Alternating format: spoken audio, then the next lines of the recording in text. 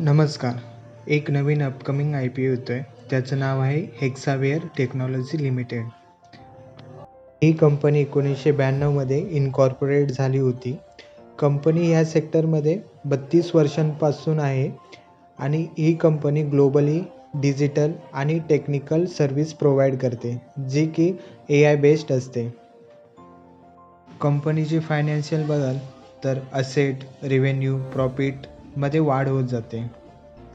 Main म्हणजे ही company debt free आहे.